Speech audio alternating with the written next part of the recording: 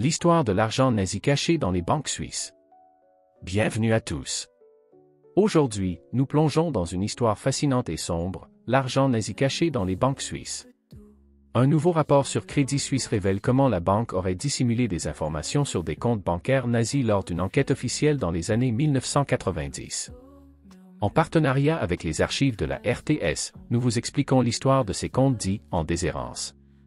Entre 1940 et 1945, en pleine Seconde Guerre mondiale, des banques suisses et la Banque nationale suisse, BNS, achètent de l'or de la Reichsbank allemande. Le montant total s'élève, selon un premier rapport, entre 1,3 et 1,45 milliards de francs suisses. Il est à noter que, parallèlement à ça, plus ou moins 2,5 milliards de francs sont vendus ou avancés aux Alliés. La Suisse étant neutre, le franc suisse devient le seul moyen de paiement international durant la guerre. Pour le Boé, si vous trouvez cette histoire intéressante, n'oubliez pas de liker cette vidéo et de vous abonner pour plus de contenu captivant. Le problème avec l'or allemand est qu'il a été pris de manière illicite. Il a été découvert après la guerre qu'il provient des réserves des banques centrales de Hollande et de Belgique, mais aussi, en partie, des victimes des camps de concentration. Une stratégie pour éviter l'invasion. La BNS, selon ses propres archives, doute de l'origine de cet or dès l'été 1941. Mais continue ses achats, avec l'aval du Conseil fédéral. Leur calcul à l'époque, c'est qu'une telle stratégie protégerait la Suisse d'une invasion allemande.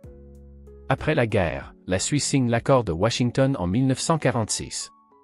Pour son comportement ambigu avec l'Allemagne nazie, elle s'engage à payer une amende de 250 millions de francs et à faire la lumière sur les comptes en déshérence de victimes juives des persécutions nazies.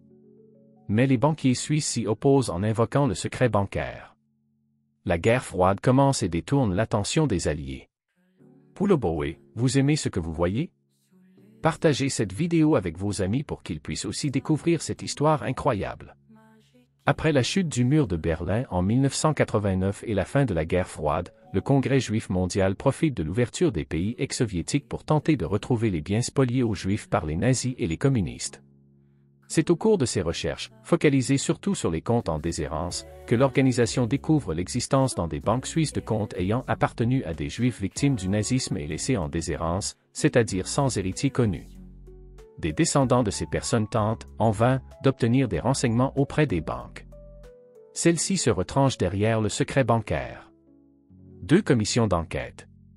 Le Congrès juif mondial, dont le siège est aux États-Unis, entame alors une campagne de pression contre la Suisse. Un comité d'enquête est constitué en 1996 pour faire la lumière sur les comptes en déshérence. Il est présidé par Paul Volcker, ancien président de la Fed américaine. En parallèle, une commission indépendante d'experts, plus connue sous le nom de « Commission Bergier », est chargée de faire la lumière sur l'attitude de la Suisse durant la Seconde Guerre mondiale. Les deux commissions livrent leur rapport après des années d'enquête. Ce n'est pas moins de 200 à 400 millions de francs suisses d'avoirs qui appartiendraient à ces comptes en déshérence.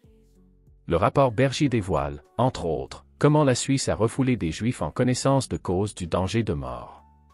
Pour le Boé, vous êtes toujours là? Super!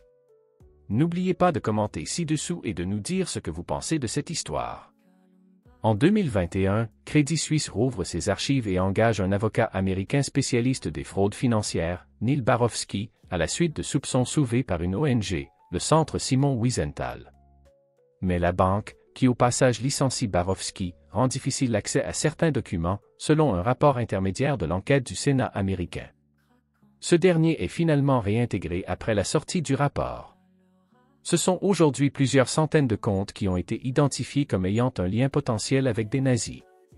Et plusieurs centaines d'intermédiaires, comme des avocats, qui auraient, eux, permis aux nazis de cacher leurs avoirs en Suisse. Pour le Boé, merci d'avoir regardé. Si vous avez aimé cette vidéo, n'oubliez pas de vous abonner et d'activer la cloche pour ne rien manquer de nos prochaines vidéos.